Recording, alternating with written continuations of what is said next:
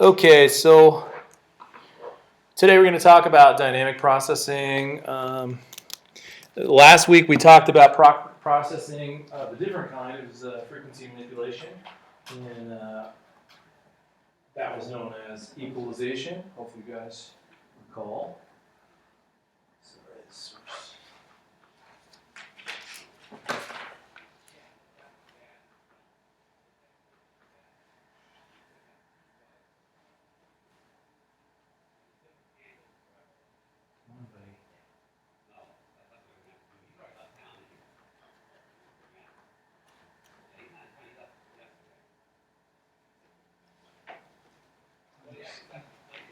Hold on 1 second. Let me get this thing addressed.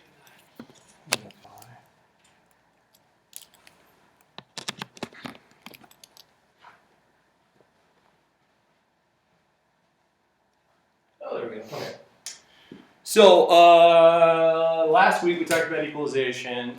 Just as a quick review, what was the real benefit we got from equalization? What was equalization really helping us with? Being able to manipulate the sound how you want. Okay.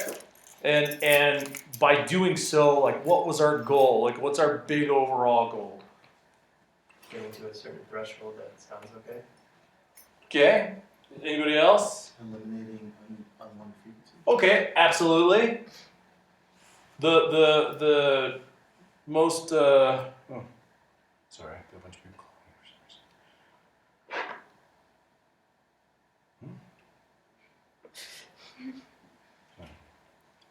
dropped it in the middle of a group text. What's the overall goal and the big overall goal? Because I like what you said, eliminating unwanted frequencies. It's a big deal on an item by item. The overall goal is to have a nice flat, even response from the whole sum of the individual parts. Right. So the goal is for everybody that's participating in the maybe it's a song or maybe it's a live production, it's dialogue, whoever's involved, the goal is to have a nice flat even response. Why is a nice flat even response on a frequency spectrum very beneficial for us? I only mentioned it once last week, so if you don't remember, maybe you just want to jot it in your notes this time, but there's a real purpose for having an even response. What do we get out of an even response? From the whole group. Even response from the whole group. Yeah, what do we get from it? Because it leads us right here. An even frequency response from the whole group gains us more headroom, essentially meaning more volume. An uneven response from anybody in the frequency band means that as we turn it up, somebody's going to breach the distortion level and clip, whoever the imbalance is from. Does that make sense? So the goal of having a flat even response, the idea is so that you could turn it up and they all hit maximum output at the same time, instead of any number of them hitting one before the other. If any number of them were to hit one before the other, it would diminish the other frequency's ability to be that loud. Does that make sense? Because as soon as one group clips, one group hits the maximum output, the rest of them have to stop where they're at, dead in their tracks. And that leads us to dynamic processing. Well, and sidechaining is going to be a key element of this compression limiting, absolutely. And there's a purpose for it. So, like if you had a kick in the bass, the kick, you could still hear the kick when the bass is playing at the same time. Yes, yeah, and there's a couple, I'm glad you brought that up. There's a couple of things that are going to help that. One, EQing them so that they interlock versus having their EQs just be equal and so that they're competing with each other. And essentially what you do is you dip out one section to make room for another section, and then essentially they cover each other up, but they both have their identifiable ranges. They're very closely associated. And sometimes, I'll say this, is that the biggest problem with EDM music and electronic music in general is that because electronic music is somewhat based upon, but it's not wholeheartedly attached to the natural sounds of normal instruments, there tends to be a lot of buildup in the low end, which wouldn't normally be natural if I said, hey, let's make a band. Not half of the band is going to be down in the subfrequency. But when it comes to doing things like electronic music, there's a lot of low-end stuff going on. We have to really carve out spaces for each other. But again, this will lead us to compression and limiting, which essentially we know as dynamic processing. Make sense? So let's talk about what these are. We need to talk about the tools. This might be a good time if you guys are writing notes. I'll tell you this. Today is my absolute favorite day of all days. In any class, anytime we talk about compression and limiting dynamics, I brought a nice little vintage processor for you guys to see the difference between old school, the new school, and somewhere in between. But this is my favorite part of it. I'll tell you why. Because when I was a student, this was the most unclear part about processing and about the audio world to me. And once I got out of college and I really started working with it, and all of a sudden, the eureka moment happened. For me, it was always my goal when I teach it to teach it in the most thorough, most easily understood way, so that you guys have a better foundation for how to use it. I know some really good engineers that don't know the basic concepts of what is happening. They just know when they turn this knob to this position and that knob to that position, it sounds good. So this is kind of next level stuff. This is college level information, if I may. All right. So, but this is stuff you're going to want to understand. Okay. So understanding how the dynamic processing works. What do I mean when I talk about compression and limiting? Let me just first start by saying this. Okay. A couple of reasons that you want to compress, a couple of reasons that you want to limit, and a couple of reasons that this is so important for you. Remember when I said by having a nice balanced frequency output, you're going to have more headroom and more volume. Same thing applies with just overall levels or volumes between channel by channel. So when I say dynamic range, what does that mean? I say, hey, your dynamic range versus your dynamic range. What am I talking about? Dynamic range meant what? We defined this a couple weeks ago. Like the range of the frequencies, the lowest to the highest? Kind of, not really. Volume. Yes, the volume from the lowest to the highest. Okay? Compression and limiting are handling dynamic processing. And the goal is not necessarily to take away their abilities. So I know compression sounds like a pretty, interesting idea. If we were to take, if I were to say, hey, can you, if I handed you a lemon, can you compress this lemon? Your initial thought would be, I must make it more compact or small. You'd probably squish it. And that is happening. But how the compression actually is used as an expression or a form of adding dynamics is actually more important. So what happens is one of our overall goals in compression limiting. Now, I'll say this. The reason they're listed together is because most oftentimes they are one and the same, built on the same device, and the only thing that separates them is the amount, and uniquely, the amount of compression that's applied sometimes makes it limited. Does that make sense? So they're interestingly enough, they're really the same device. It's just how much you use that really moves you from one to the other. Now, they do make devices that are solely just a compressor and solely just a limiter, but it's based upon the parameters that are given to that device, which would make them actually seem separate, but that's why they're included together. One of your goals, consistency. Another one of your goals,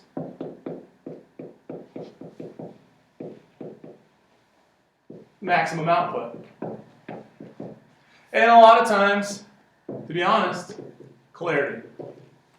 Now, let's talk about before we jump into there's a bunch of component by component based things we're about to do, and it gets a little techie. Well, and you guys are all techies, hopefully, somewhat, right? I mean, you're in this class, so hopefully you had some sort of love or interest in technology. Does that mean? Hey. So, first of all, consistency is one of the big things. Here's how I always talk about it. Now, there's a difference between broadcast recordings for broadcast, things that include a lot of dialogue and a lot of voiceovers, versus musical content. The biggest thing is if I said to you, what's the most important thing about dialogue when it's recorded? What's the most important, just fundamental thing about how dialogue is recorded when you judge it based upon your ability to listen to it? Clarity. Clarity in what regard? The words. Okay, so it's literally the words that are actually being said. Yeah. So if there was some sort of inconsistency in how things were recorded, that made it a little more impossible for you to understand what words were being said, it would complicate it would essentially make it a poor quality recording. Mm-hmm. So let's go. I mean, it's football season, and I love football season, and I'm really into it right now. So when you're watching football on TV, and I can tell you how many times there was a year, holy cow, I think it was like 2012, I was sitting at home screaming at my television going, and I think it was Fox. It was like all day I was just wanted to watch great football, but no, I couldn't because all of the volumes were just horribly incorrect, and the dialogue was not great, and the crowd noise would just go from being extremely low and sounding like nobody was there to extremely loud and being overbearing of the clarity of what people were saying. And it was all over the map. And you see it sometimes on these sporting events because a lot of times it's just they throw it up and then they run it. And then there's not like this huge rehearsal time. It's just they only have so much time to work with. But think about dialogue, okay? If I had a roaring crowd behind me in the background, the most important thing is for you to capture every word and understand it intelligibly. Does that make sense? So you're hoping to understand the information that I'm saying. We go full circle, okay, to music, especially a lot of the stuff that's coming out of Europe. Even though they're still, let's just say it's sung in English, but it's sung with British accents, but, that's very popular. Most of the time, the most important thing from a vocal standpoint isn't always the words. How many times do you ever listen to a song and go, I don't understand what words you're saying? But you might go, I love this song because the most important part of it isn't just the words. It's the combination of the words with the melody, and as long as you hear a tangible melody, all of a sudden you're sold. It's totally cool. So you understand that there's going to be a difference in how you would approach the dynamic processing for either one of those because of the fact that in some instances it's not such a big deal to lose sight of the actual words, especially when a lot of times they're just using vowels anyway. So there's your consistency. Maximum output. So let's maximum output. All I'm saying here is if we can kind of contain and let's just say this. In the recording arts world, you wouldn't need an engineer if the whole point was just to record it and that's it. Okay, like anybody can do that. You know what I mean? Just plug a mic in, throw it into some DAW, push record, walk away. It's a done deal. The artistic part of it from the engineer's side is finding a way to accurately capture all that information and be able to put all this stuff together, and then somehow show it to you or give it back to the audience in a way, in a means that is very clear and understandable. And it doesn't always mean necessarily that everybody has to be loud. It just means that what we're trying to aim for is making sure that we ultimately have some sort of control. The whole idea of this room is to control and manage tones of a sound, and then throwing it back into a DAW system, mix it back as if it was somewhat live again. Does that make sense? It's so weird, but it's more realistic of a process to record it in a controlled environment and then take it back out and make it sound a little more edgy than it is to just control it or not control it and record it in an edgy environment and then try to somehow subdue it after the fact. You know what I mean? It doesn't really work that way. But in doing so, we're trying to maximize everybody's output. Again, because if we can maximize everybody's output to a certain degree and get everybody where they should be, then if we want to turn them up, we have the room to turn them up. If we want to turn them down, we definitely have the room to turn them down. But it allows us to kind of shift and move the elements inside of the musical composition. And then clarity being a big thing. So number 3 here is clarity. Clarity is a huge element in terms of how compression and limiting works. But we just need to talk about how does it all gel together. So I'll just say this: you don't have to know everything about the VCA component, but here's why I bring this up. Okay, there are multiple when it comes to compression and limiting. And maybe I could just make this part a little more simplistic if I can find. Well, actually, if you look to, even if you just stand up for like 2 seconds. The device I want to show you that I brought in today, a little vintage device, you can see it's got like an old wooden box looking thing. That device right there, sitting on the table with the orange light, is a compressor limiter. If you're like, hey, I'm so lost, I don't know what we're talking about. Okay? There is a basic compressor limiter. I'll show you. So this image that you see at the bottom is a compressor limiter. This is a compressor limiter. This is a compressor limiter. They're all very different. Notice how different these two are. But when it comes down to how they work, VCA and DCA is the circuitry inside of them that makes them do what they do. One of them is uses a voltage-controlled amplifier circuitry, and that's what belongs to the analog domain. Okay, so when you look at this device, you'll see this is a VCA. Others use digital. Now, here's the reason why it's so important to know what this is. Anybody want to move on in audio, do more stuff in audio? You know, whether it's recording or writing or producing, okay. These will be key for you guys, okay? This is kind of more of that down your alley for a certain reason. VCAs are voltage controlled. And because of the voltage controlling, what they do is essentially the compressor will hear the audio come through down the chain. And what it's going to do is it's going to make a judgment call or a decision on how to react to the audio. And essentially, it'll send the output out of the system. The downside to it is it's voltage control, which means it has to instantaneously, because it's analog, right? There's no digital factor. It has to instantaneously make the judgment call, and if it was not fast enough to react to what's coming down, right? It's not fast enough to handle a transient, what we call a transient, stuff that comes and goes really quickly. It will actually miss its target and it won't effectively react appropriately. Does that make sense? So that's voltage controlled, and that's in the analog domain. When the voltage level exceeds a threshold, the signal is decreased according to the processor setting. You're going to see how that works. But when we go to the DCA, so this is the opposite, so hopefully you kind of understand the VCA versus DCA. The DCA opposite, the opposing form here, is a digitally controlled amplifier. And the benefit of a digitally controlled amplifier, one of the biggest ones, and they're still used it's interesting how this works. There are new DCAs when they first came out were completely digital.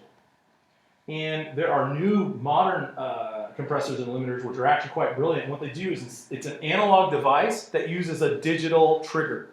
And what it'll do is it'll split the signal path into two. It'll send analog down one side, digital down the other, and the digital side will be the mechanism that tells the controls how to react to the analog side so the path of the audio never goes digital. So it never effectively becomes a digital signal. It never translates to binary, but there's a path that does to make the judgment calls on it. So just imagine this, okay? I don't think I have a fader. Well, there's some faders back there. You guys understand what a fader looks like, right? You guys remember the faders on the mixers?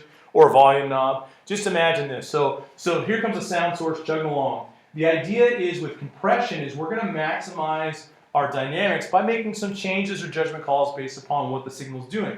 And when we do that, it's almost like someone's just standing there moving that volume knob, adjusting those levels overall. Now there's some things that happen in that are a little more complex, but it's almost like someone's literally just sitting there riding the fader, making adjustments as it goes. Well, the difference here is, in a voltage-controlled system, those things are based upon voltage adjustments. In a digital-controlled system, there's two forms that they can use. They can just use a general binary chip, or they can use something called an optical control. Now, they found that the optical control sensors are faster than your standard analog VCAs because of the fact that light travels faster than sound. So you follow me, right? You guys remember that light travels faster than sound. So someone had the brilliant idea of, hey, what if what we do is we do a split, and we split the analog path for the audio to go one direction, and we split the duplicate of it, like a copy of it, to another direction, translate it into light. And we literally put two light sensors right next to each other, one that emits the light, one that picks up the light, and we change that and burst it in light.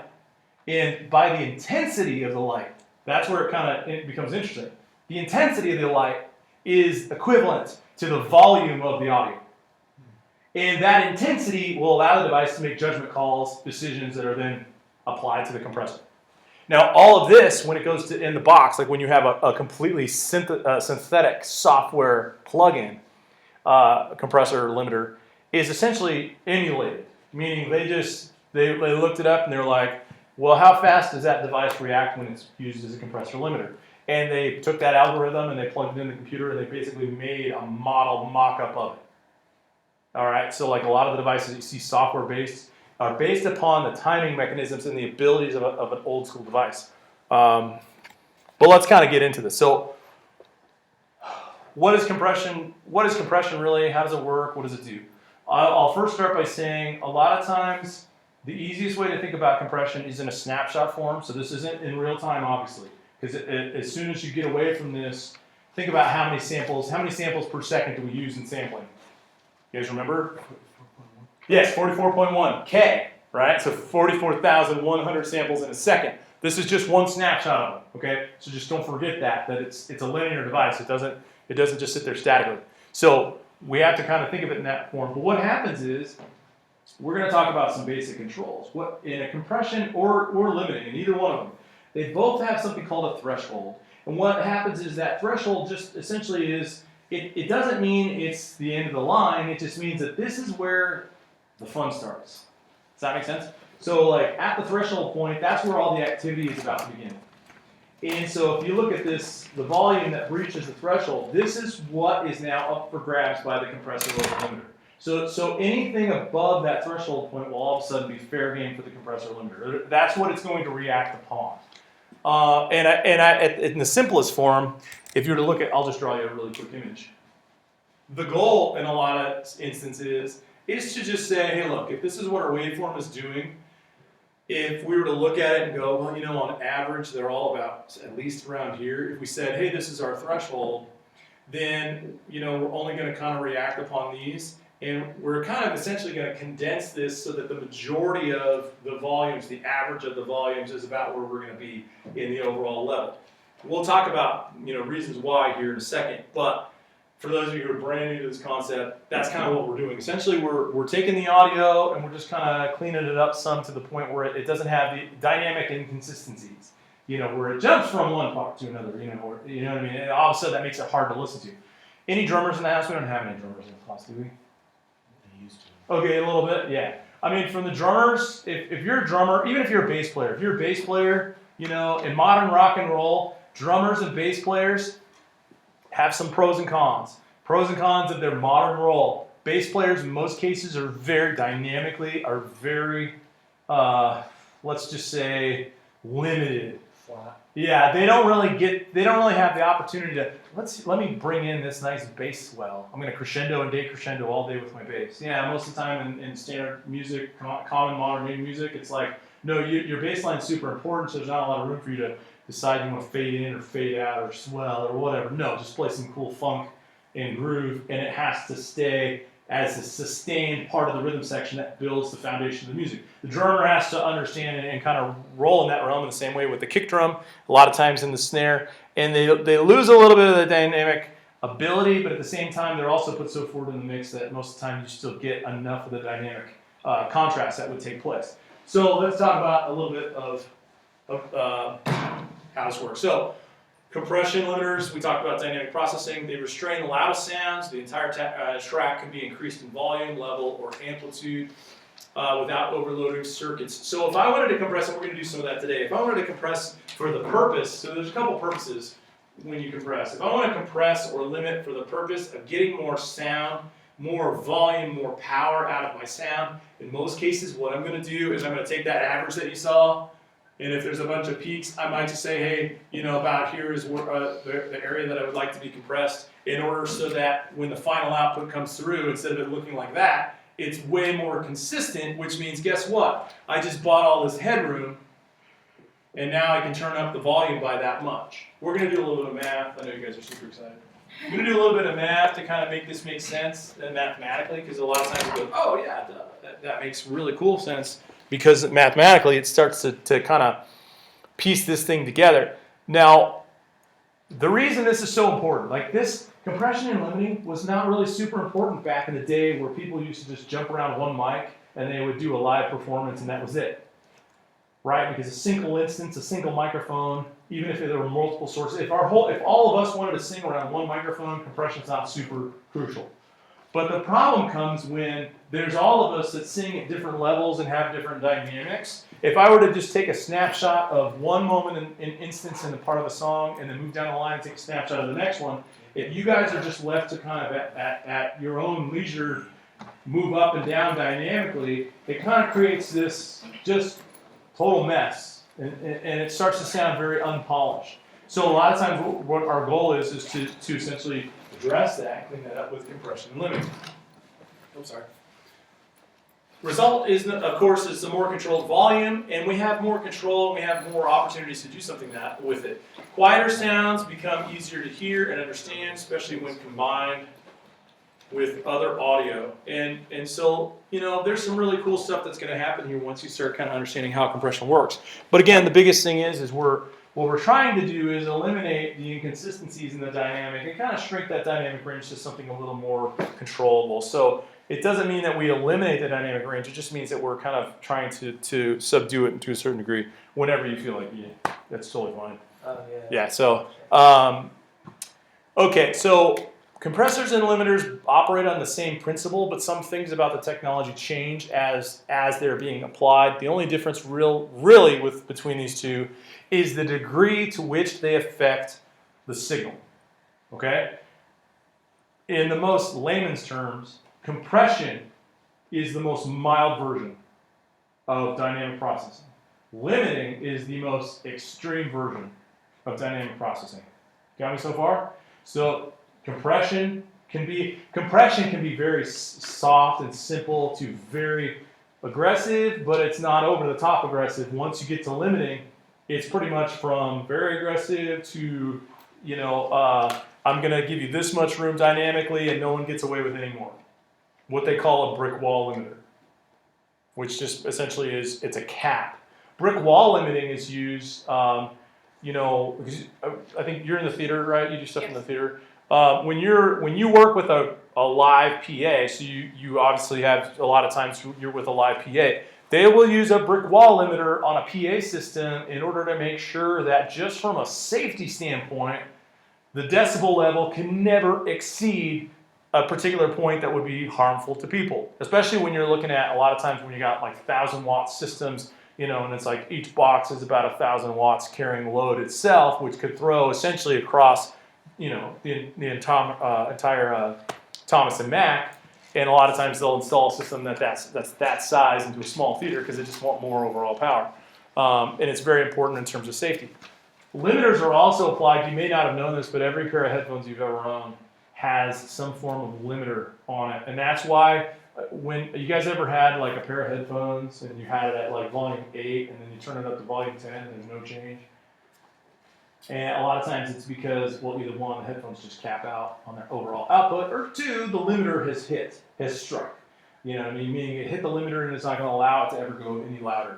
In your car, that happens a lot in your car. You're cranking it up. Your car goes from 0 to 100, but you turn it up and it only goes to about 65 and everything beyond there just kind of levels out. And that's, again, because there's a limiter in there for safety reasons. Part safety because of your ears, also part safety because if it went beyond that, it might actually damage the speakers. Okay, and this kind of just says what I just said. So,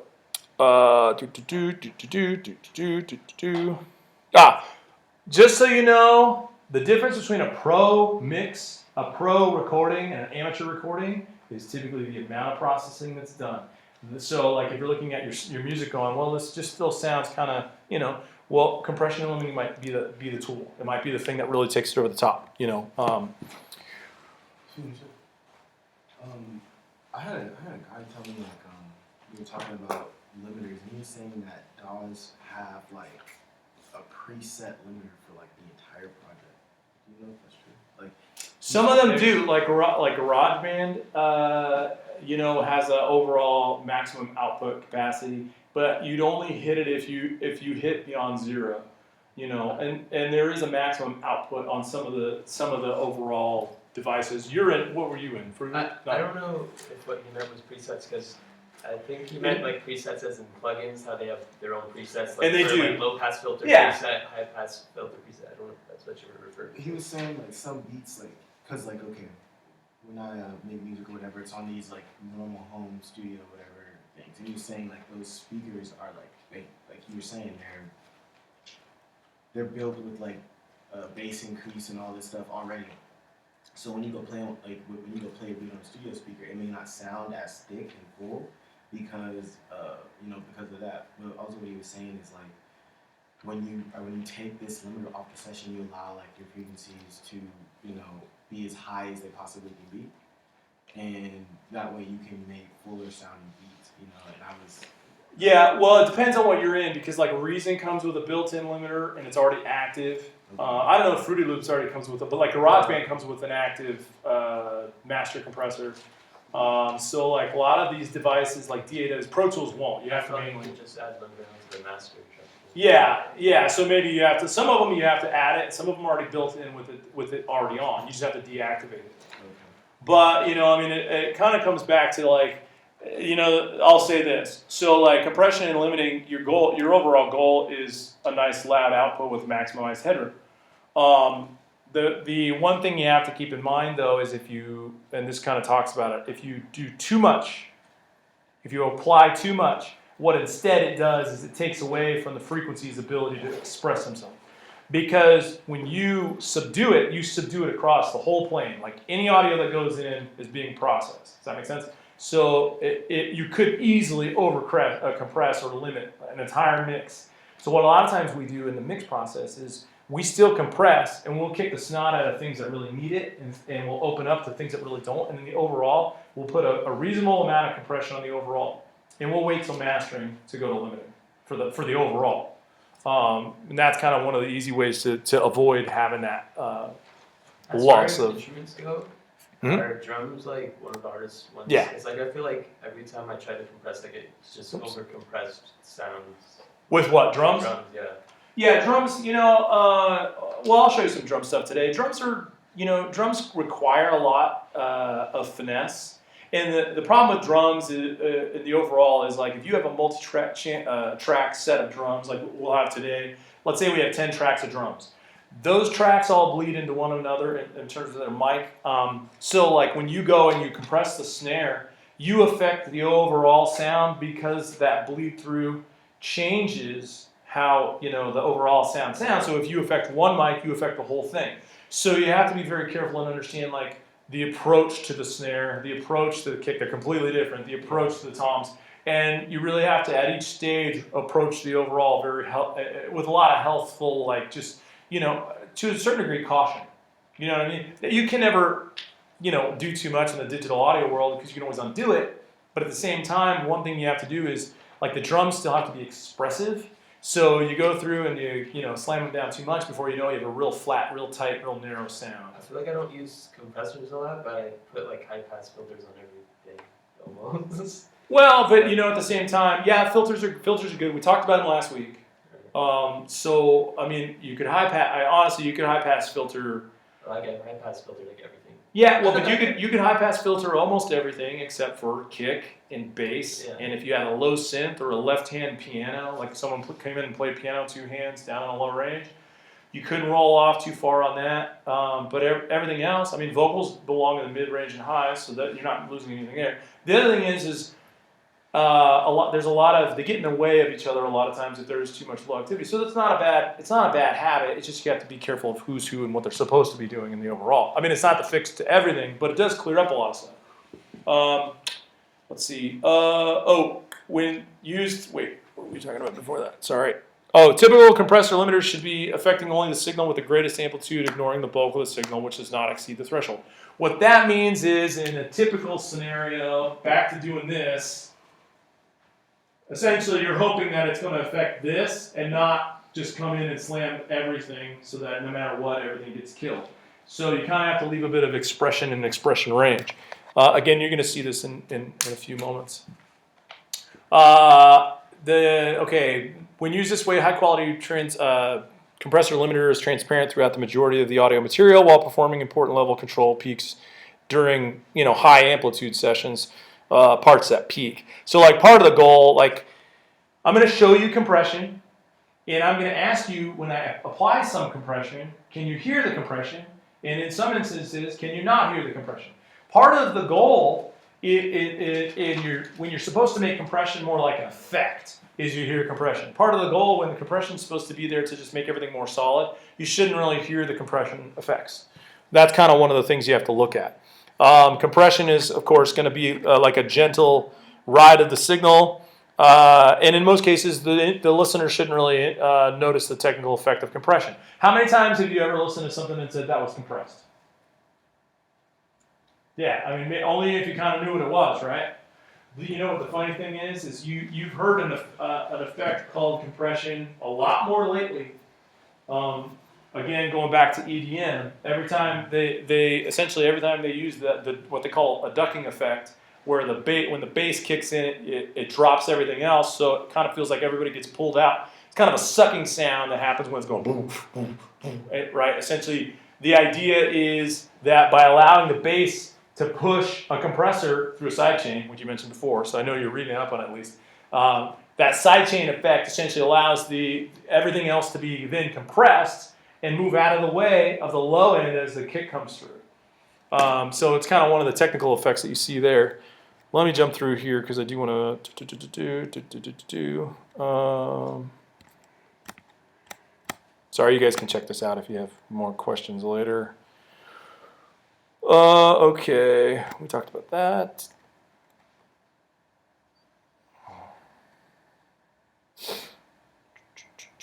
Actually, I'll show that to you. This kind of just mentions in terms of limiting in the event that like the bass player has a little bit more. I get this question a lot. I'm a bass player. How do we get rid of that pickup sound, that pickup noise, even the fret noise? Compression will do a good job. Equalization will do better. But them combined really does a lot. And that's kind of, I was just talking about that. Sorry, I put a bunch of weird examples in here. Okay.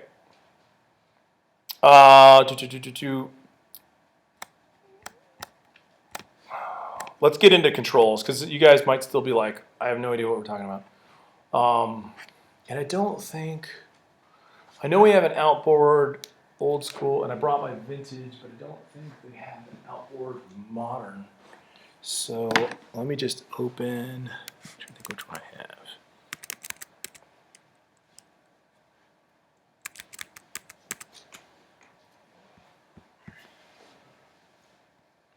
Oh yeah, that's what I'll do. Sorry.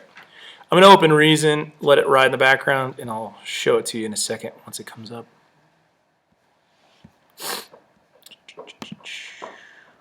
There we go.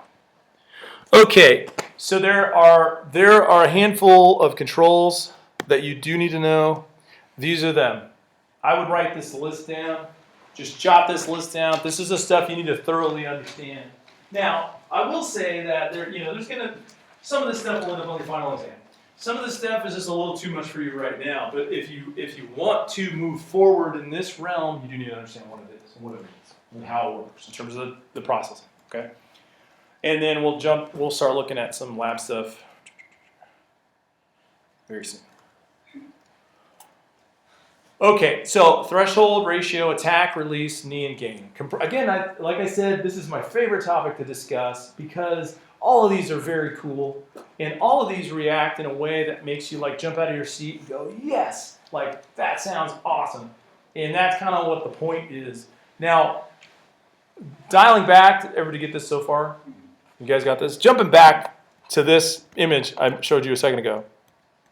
This is a compressor, although half of it's a compressor. This compressor limiter versus this compressor limiter. On this one, we have 4 knobs. 4 knobs, 4 switches.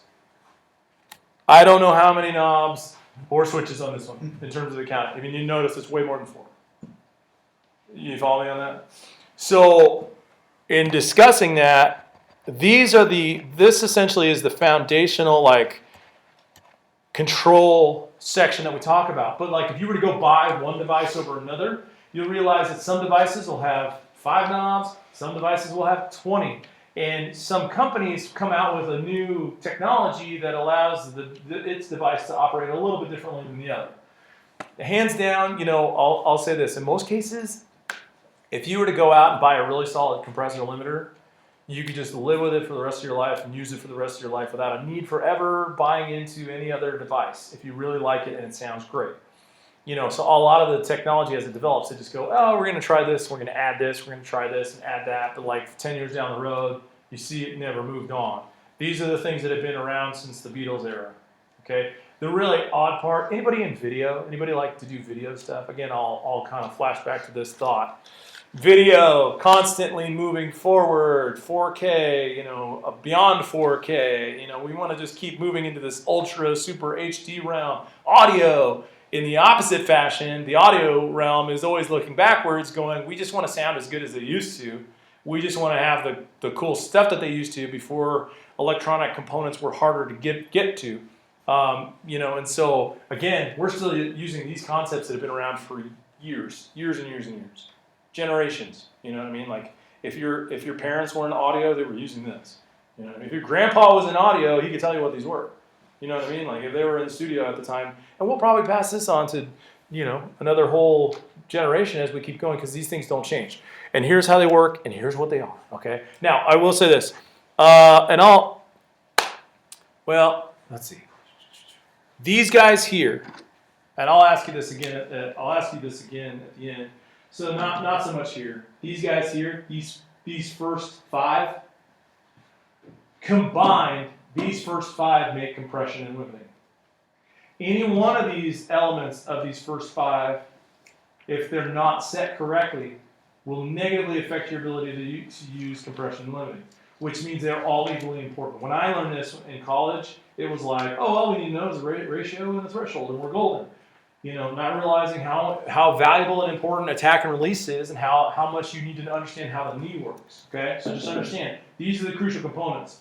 I am going to share with you an interesting list that I always typically give students at the end of this part. Okay, so threshold. So check this out. Pretty simple, right?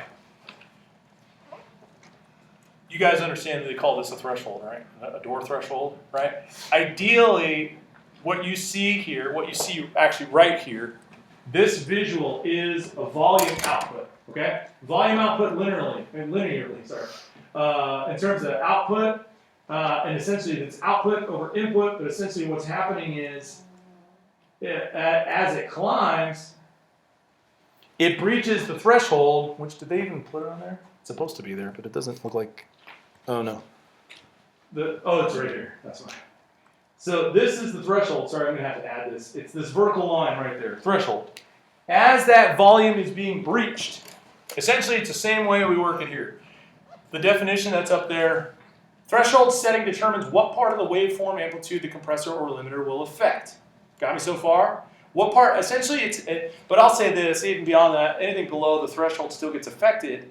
It's just that the threshold starts the clock and the timing mechanisms for this automated process. So compression and limiting is essentially an automated process that you set and forget about, and it works for you, but it's something that has a lot of timing mechanisms going on. So essentially what happens is, if I'm below the threshold and I haven't breached the threshold at all yet, until I do so, there is no reaction. So one of the key elements here is, if the threshold is set, let's just say that this volume approaching here, and I'll just draw it this way. Actually, I'm going to draw it this way. A lot of times it's a little easier to understand. If I were to draw it this way, up and down, and I said here on a meter, I have a meter, and I set my threshold to 80 decibels.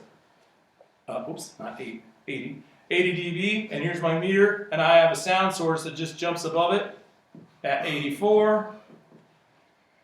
All right, my threshold's at 80. My sound source went to 84. When it's at 79, nothing's going on. Nothing is being activated. Once it hits 80, all of a sudden, compression and limiting begins. You could also say threshold essentially is the point at which compression or limiting begin. Okay? As a just short jargon, that's where compression and limiting begin. Once we pass that, all of a sudden something starts to happen. Now, this is important for you to understand though, or kind of keep track of. My threshold was what? 80. How many beyond 80 am I? 4. All right. That's the magic number to keep in mind when we start working through how compression and limiting works. 4 or however many you go above it? However many we go above it. However many we breach it. So if it was 88, we have to kind of keep track of how far beyond the threshold we go. This is such a weird thing because it's like if there's 6 knobs, that combination of all those knobs and that compressor limiter all work together to tell us information about how the compression or limiting is going to react. One of those is ratio. This is the big one, okay? So the ratio, it looks kind of weird over here. You see it over here in the distance. This is the ratio. These guys off to the right. Sorry, I'll get rid of that so you don't have to see it. So these guys over here, these are your ratios. Those ratios point out, what they basically do is they tell us if we were to eliminate this. So you see the threshold here? If we just got rid of this, forget all this, guys. Let's only look at what happens beyond this threshold right here. a ratio of what they call infinity to 1. Did I put it up here? Ratio setting defines the degree of compression or limiting, so that's important for you to know. If the audio signal exceeds the user set threshold by 7 dB and the ratio is set at 7 to 1, the resulting signal exceeds the threshold by only 1 dB as an output result. So I always use this phrase. I don't know why I did not put it in here. It must have been somewhere before I started always using this phrase. All right, in the ratio, okay, this is super important. Let's see, where is it? For every blank 1 dB, for every blank in the ratio, so like the ratio might be 4 to 1. Hey, for every blank decibels, 1 dB is allowed to pass the threshold, T. That's an important statement here so that you always remember it. Huge statement here so you always remember. A lot of people get confused about the ratio. They'll go home and come back. They'll forget, oh, I forgot which way the ratio goes. So the way the ratio goes is a super key, important element about the way the ratio goes. So the ratio is set up as an element that for every blank, fill in the blank, whatever the number is, 1 decibel is allowed to pass. Mathematically, this is where our mathematical elements kick in. There's a sign-in sheet, by the way, around. Who didn't sign in? Anybody not sign in? I know we just had a late arrival. So for every blank decibel, 1 is allowed to pass through. So what happens here is, if I say my ratio is 2 to 1, it means that for every 2 decibels, 1 decibel is allowed to pass beyond the threshold.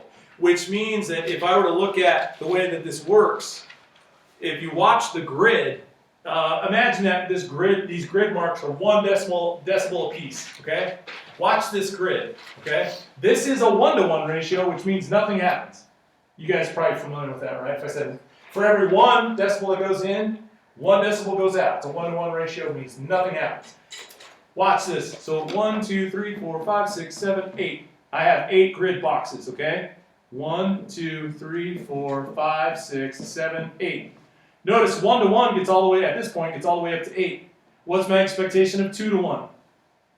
4. 4, why? Because for every 4 dB, 1 is allowed to pass. Yeah. You guys follow the basic kind of math concept of that? For every 4 dB. Now, there's another way you can think about it. For those of you who are very mathematically inclined and can remember this, this statement is great for all of you, for everybody.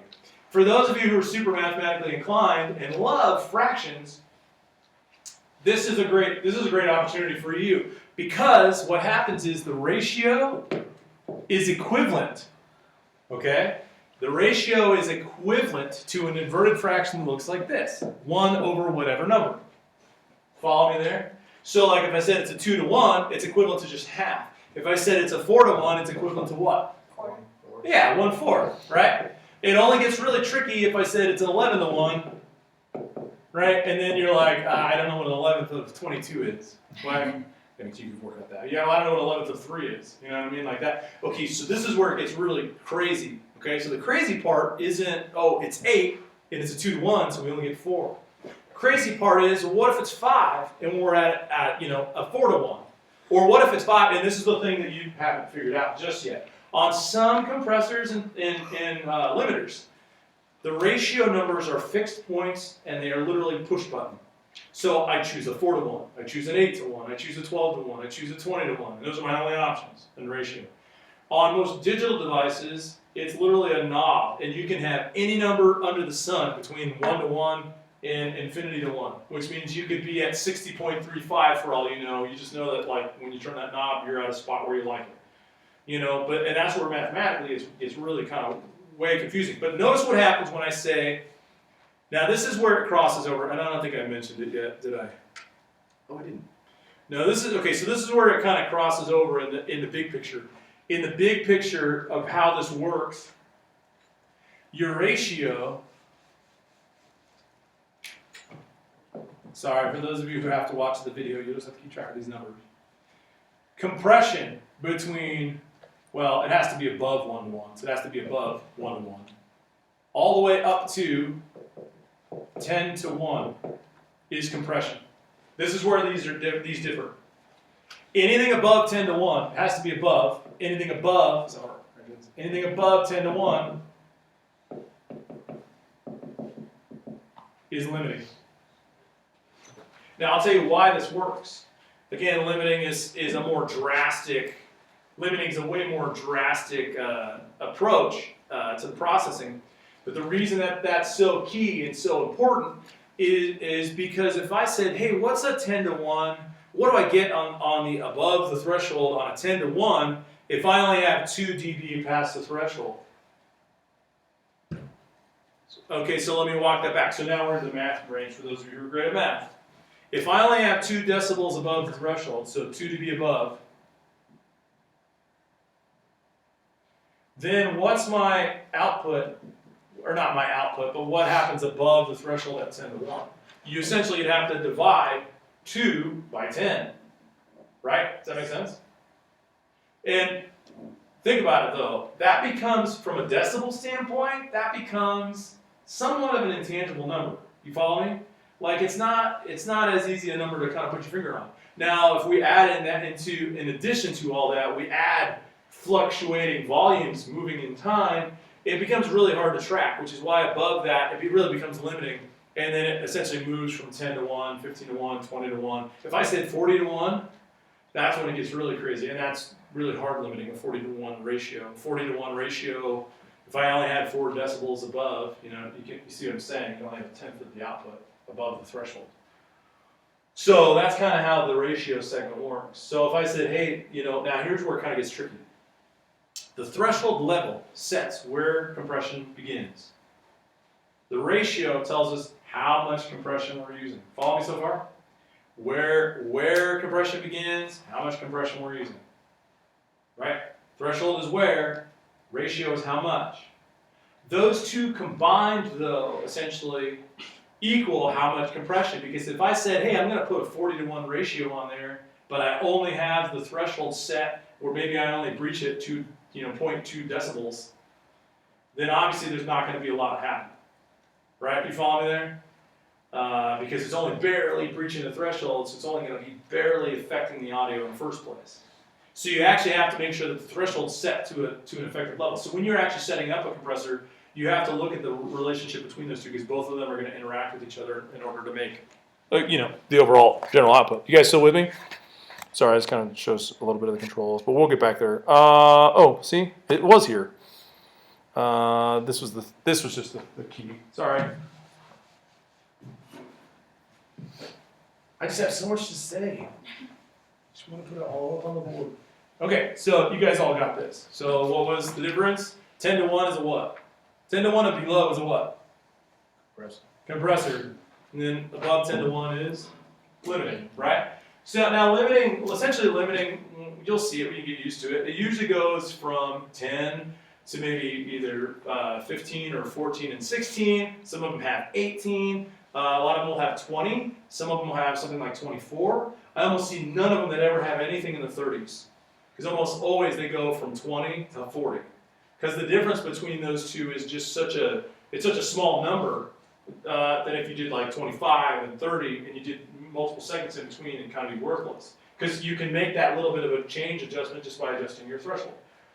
And then immediately it goes typically from 40, it'll jump all the way up to 100, but a lot of times beyond 100 is considered negative infinity because it just doesn't, that's why, or I should say infinity, it doesn't matter. It's such a small number, it's like you'll never be able to essentially compute that information. What was here? Oh yeah, okay. Does this one show ratio? Compressed, reduced, transient.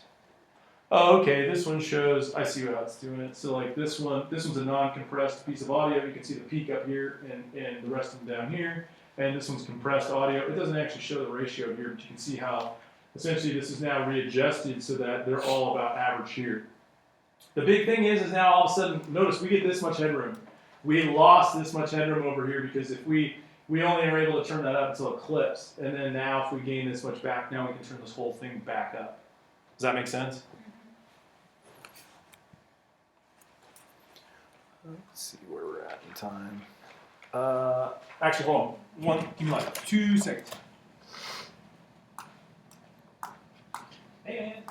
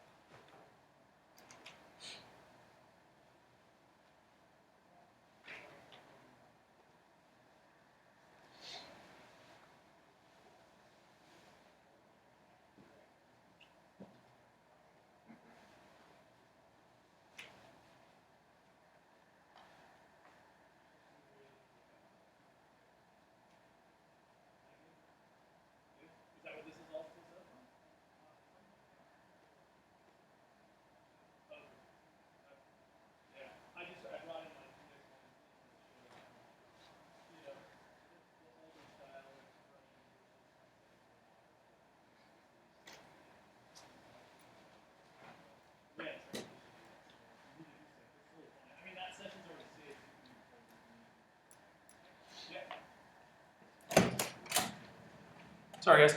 Okay, so, although I don't know why it's, oh, is it not? Hold on. Sorry, let me widen this out a little. Is it like that? No, get back out of that. Not worth it. Okay. Sorry, this got a little cut off. I don't know why it got cut off, but it did. Apparently, I might have moved it or bumped it or something. So let's take a look at this. So far we have. You guys still with me? Again, like we'll kind of bear through this. Hopefully, you kind of absorb some of this, and we'll go do it so you can see it. So we have threshold, and then we have what? We just talked about what? Ratio. So we have threshold and ratio. Threshold tells us where, right? Ratio tells us how much. Now we get into more of the timing mechanisms, okay? We will have attack and release. And essentially they will tell us when, even though the mechanism is triggered by the threshold, it'll just tell us how fast do we want that compression to be applied, or how slow do we want that compression to be applied. So the attack is the setting that determines how quickly or how slowly the circuitry, whatever it is, VCA, DCA, optical, or just general plug-in, run-of-the-mill, reacts to the incoming signal. So the reaction time is set by the attack. This is key. This is really key when it comes to drums. In most cases, a mild to medium reaction time or mild to medium attack time is fine for vocals and strings and things like that. When it comes to drums, we need immediate, and in most cases, very fast attack times. Now, in order to understand that, there's an image on here that is very important for you guys to kind of grasp. Notice in the dotted red, this is the output level. That's essentially how it gets represented in the output, and then the blue is your input level. So here's your threshold. You see your threshold here? Nicely set at +3. Nothing happens in terms of the attack time until the threshold's breached on the way up. And then all of a sudden a clock starts. Now notice this is kind of representative of a transient, which is why it almost immediately fires up to +9. If the attack time is set to a certain speed, you'll see that as it attacks and as it begins to compress, it starts to subdue it over time. Follow me? So it's subduing it over time. It's not immediate, essentially. And then it's going to hold it down. And when does it decide that it wants to let go? When does it decide, oh yeah, I've compressed it, but when do I not compress it? When do I decide to release compression? Whenever it's below 10 to 1, or whenever it's below the threshold. Yes, okay, so as soon as it comes back down. So as soon as it breaches back down, all of a sudden, what happens is it decides, okay, we're going to let go. Now here's where the interesting part happens. Notice, it jumps below the threshold, but wow, it still slammed it down. So there's a timing, the next thing we're going to talk about, there's a timing mechanism that's responsible for how long it takes to let go of that compression and restore it back to a 1-to-1. And that's called release time. Although, sorry, I'm still on attack. Holy cow, sorry. I put a lot of info under attack. Most of which we're going to walk through in real time. So I'll show you a lot of this stuff in real time. And the release is how long it takes for the circuitry to allow it to go back to one-to-one. No compression or no limiting. Now, the reason these are so important is not only because you want to, like a lot of times you want to understand how do I make the sound natural, so I have to naturally make the attack time attack and naturally make the release time release. But what if you wanted to actually do some really cool effects? Then you probably want to purposely make the attack time do something different and then the release time do something different as well. So a lot of times it's going to give you the opportunity to kind of do one or the other and make adjustments as they go. Now, here's the thing. That device that you see, the vintage device that I brought in, before the standardization of attack and release time. So you'll see on that device it doesn't have them. How attack and release is made up is just based upon the VCA circuitry and the ability for it to react to how much input's coming in at a given time. So essentially, it does have an attack and release time mechanism that's basically more or less applied by how much compression is being applied and what the threshold level is that's set. Kind of, to a certain degree, it automatically readjusts its timing, but it doesn't give you the ability to manually manipulate the timing of those, where a lot of the newer devices do. And really, the difference between the modern compression and some sort of vintage or classic compression is the difference between very finely tuning all of these elements in the modern realm, or again in the vintage and more classic, kind of giving an overall average ballpark to some of these adjustments, which like you'll see, we're going to talk about the LA2A and the LA3A, which are amazing compression limiters of the classic era.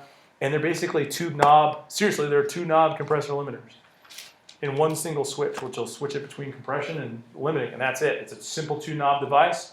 It's the classic sound. You go buy one of these, an analog one, if you were to go buy one, it'd be thousands of dollars. It's highly sought after, and it's one of those things where it's just like the circuitry and the design of the actual device lends it to being very smooth and warm, without the effects of attack or release. So attack time is when it starts, right? Release time is when it lets go. Oh, and I do apologize. So here's one interesting thing about what happens right here. I do want to mention this. What happens here, so this is really interesting. Your compressor or limiter, your compressor has to essentially, in order to do its job, it's going to essentially lop off a lot of those peaks. It's going to compress down on the overall sound. Now remember I told you before, I said, hey guys, by compressing, we all of a sudden get all this additional headroom and we can turn it up. Well, when the compressor's laying in on that sound, what happens is until the threshold gets breached on the way down, it doesn't let go. And when the threshold gets breached on the way down and it lets go, if it has a slow release time, what a lot of times it'll do is it'll slowly go back up to 0 or back up to the 1-to-1. And on its way, while there's not really a lot of source sound going on, it will pick up a ton of ambience. And so you're going to see this is very beneficial for drums. For big drum sounds, like you want nice big open drum sounds, a lot of times you have to mess with your release times on your adjustments because of the fact that you kind of get a little more room sound because the compressor's actually holding down or subduing and reacting upon dead air after essentially the threshold gets breached on the way down. Because think about it, I forget your name. What's your name? Sergio. Sergio's going to clap for us, just a single clap. And I want you to tell me when the threshold would be breached. If I said, hey, Sergio's going to clap at 90 decibels, my threshold's going to be 80 decibels. I want you to tell me when the threshold is breached on the way up and when the threshold is breached on the way down. Go ahead. So it's breached at the point of impact, right? And on the way down when he stops. Pretty much. So it's almost instantaneous. And that's where it gets complicated with drums. You were talking about drums. Most of the complications, just beyond the technique, are only certain compressors and limiters are fast enough to react to both the timing mechanism that starts and ends almost in that moment. Does that make sense? So it's one of the complications to it with that attack and release time. Let's talk about the knee. So the knee is, so this one you need to define. So you need to know, we've done attack, we've done release, we've done threshold, we've done ratio. What's the knee? The knee is a transition point from no compression to some compression, or a lot of compression, or a lot of limiting, or some limiting. And what happens is before, this is the threshold point, before compression, this guy was just going right on his way, hey, I'm full bore, no one's touching me, and all of a sudden, if compression hits really hard, or this would really be limiting, essentially, or harder compression, notice it would have gone up here. So you see how much it's been pulled down. They call this the knee, obviously because the symbol, it looks like a knee, right? This joint right here looks like a knee. But the problem with it is that if that reaction time is too fast, if the attack time is super fast, and it goes right into compression, it makes a noise. It makes a very percussive mid-range frequency. And so a lot of times we can use that to our benefit. You add some good solid compression to a kick drum, you add a little bit of punch right there in that range. On the other hand, for snare drum, you do it too much, all of a sudden that snare drum just sounds like it's real thin because it's got way too much aggressiveness. So what we do is we soften the knee, and the knee essentially is, notice the knee is something that allows us, hard knee is what this looks like. If we use a soft knee, we can tailor it so that before, we just say, hey guys, somewhere before the threshold, maybe about 10 dB, you need to start making your approach. You need to start turning down this much in decibels on your way to reaching the threshold. It's almost like it's anticipating the compression and limiting state. Does that make sense? Follow that so far? So the knee is essentially supposed to subdue a little bit of that, maybe soften a little bit of that so it's not so punchy. Downside to it is sometimes you want it to be punchy, so you put the knee to soft and you're like, that killed my whole setup. So ratio control determines the severity. In some knee factors, again, it depends on what device you have.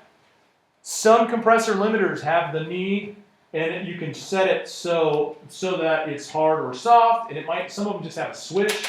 Some of them have a button that only has 2 stages. Like DBX always had that over easy control. If you guys ever see a DBX device, it'll say over easy and there's a switch, and that's what that transition is. Essentially, in those types of compressors have a red and a green. Green means no compression, red means compression. And then they decided, hey, let's add a yellow middle stage, and that represented the knee. So some sort of transition, more of a softer knee. Some of the devices have a second ratio in compression and limiting. And that second ratio, if it's assigned to the knee, is a ratio control that only controls how soft that knee transition is. So on some compressor limiters, you may see 2 ratios, and you may go, what's the difference between one and the other? And you have to look out for, hey, it's possibly assigned to the knee, and it only specifically talks about the transition into compression limiting. Does that make sense? That's a lot of stuff, right? Your brain getting fuzzy yet? A little bit. Okay, we're going to take a break in a second, and then we're going to jump in there, and we'll start talking about, what does this sound like? So I'm going to jump through this so you're not...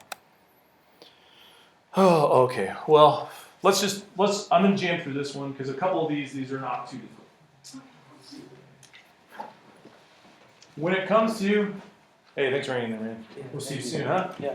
So when it comes to metering, okay, now, before DAWs... Essentially, actually the vintage device I brought has 2 lights, and that's it. A lot of the common devices that are out there have a lot more metering.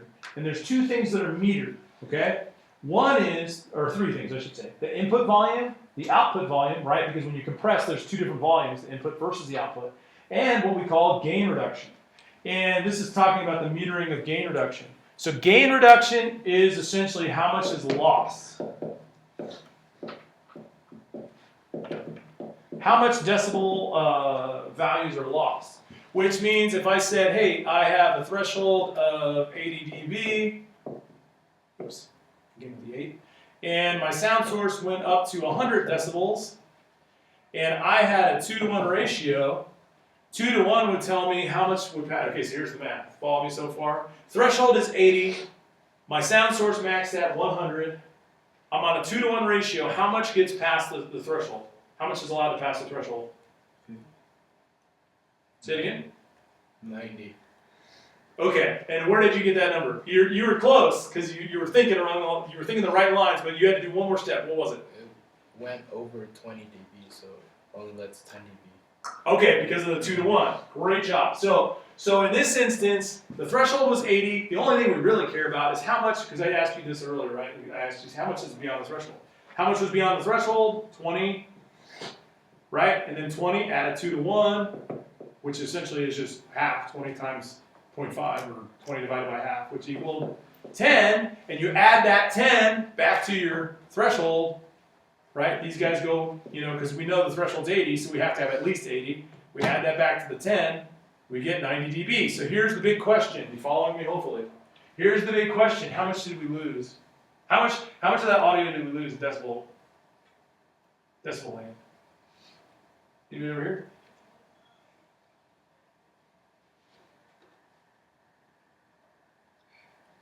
So we're 20 beyond, right? We're 20 beyond. It's a 2-to-1 ratio, which meant that essentially only 10 is allowed to pass through. 10 plus the 80 gave us 90 total. How much did we lose? Easy way to figure that out is to go, well, what was our starting number? 10. Yeah, our starting number was 100 dB, and we totaled up with 90. We lost 10. Make sense? That's known as gain reduction. If I said, hey, what was my gain reduction value on there? It's 10. The reason it's important to know what the gain reduction number is because if you're over compressing, you'll know it because there's a ton of gain reduction. If you're looking at your gain reduction going, wow, there's negative 40 decibels of gain reduction. That's a lot of gain reduction. That's way too much compression in most cases. Unless you're really trying to come up with some more artistic sound.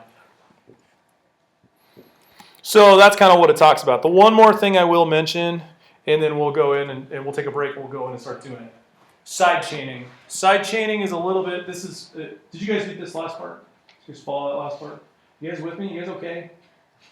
You can go back and watch this video again if you want to. You could also check out these slides that are going to be available for you. It might make more sense when we get in there and I start showing it to you. But let's talk about side chaining real quick, and then let's go do.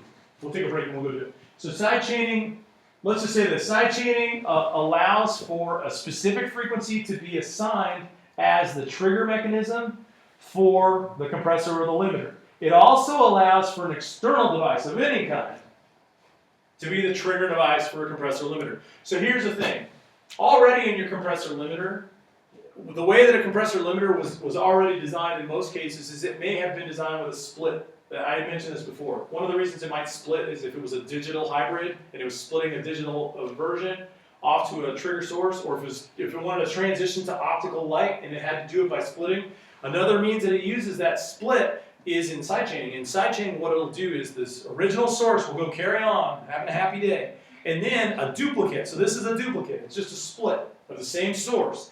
It's going to be sent down here, and it's going to run through some sort of device. A lot of times this is an EQ filter. And what it'll do is the EQ filter will filter out certain things that it doesn't want the compressor to look at as being something that's, let's just say, judged by the compressor. So when go ahead. So like if you wanted a really high bass or something like that and you didn't want compressor to lessen it, you would do this? Yeah, okay, yeah. If you didn't, let's just say in the scenario that you kind of outlined, let's say there was a lot of low end, and you knew that it would compress it, but you didn't want that to be the determining factor. You wanted, because you set a threshold, like let's say you set a threshold, you didn't want it to be too immediately breached by the low end. You want it to be breached by the overall. You could filter out and say, hey, please ignore using our EQ filter. Please ignore everything beyond here and only focus on this range here. That'll be the thing that controls the device, and that's what it reacts upon, but everybody gets included, so it's not like it gets left out. It'll still get included as being something that's compressed. It's just that if this was let's say this was a 3 dB difference, it's going to treat it as if it was even. Okay. And that's really big. We use side chaining compression a lot of times with a filter, a lot of times on kick drum, a lot of times on bass, because the low end is so strong. A lot of times as soon as you start compressing it too much, we lose all of it and it goes really flat. Another time that we can do this, and this is when you can also, see there's a switch here. I don't know if you guys even noticed it. You guys know what a switch looks like now. Yeah. This little guy, the little dot, that little line, for an external input. An external input really could, essentially, we could set this up in a lot of different ways. You could actually take a microphone and tap on it or talk on it or whatever, and it's the trigger for compression. The easiest example for this, and it's something that we call ducking. An easy example for this is that when you're what they call a DJ, a disc jockey, at a radio station, and you're sitting at the control board, they don't literally, a lot of times, they don't have to sit there and go, Like, because you know how they have music playing in the background, and every time they talk, the music goes down. They don't have to typically manually pull it and push it and pull it and push it. Sometimes they do still pull it and push it a little bit, but there's an auto, what they call an auto ducker in layman's terms. To us, we know it as a side chain compression. Side chain compressor sits on the system, and every time the mic gets activated, the mic has to reach a threshold. It compresses the music, doesn't compress the mic. It only compresses the music. But it's when that microphone gets activated. A lot of they'll set that threshold nice and low. As soon as someone means to talk into it, the music dips down to, and they can tell it to only dip down like 10 decibels. So when no one's talking, the music is at a normal. Yeah, it just pops back up. Yep. So, and that's how sidechaining works. It's really not that mystical, but they really built it. I mean, in the 80s, it was in its heyday. They built it as a way to get around certain things. They were realizing that, man, we don't want everything always being compressed in this way or that way. We want to be able to trigger some things and have some things work a little better together. You know, it is something that, you know, is very useful in studio, but it's not the end all be all. I think you could still get away with a lot more by doing a lot less. Questions so far? I know it was a lot of stuff. We get back in there, we'll review those controls because I'm going to show them to you. Let's take a quick 5-minute break. Let's come back and let's meet in the studio. Cool.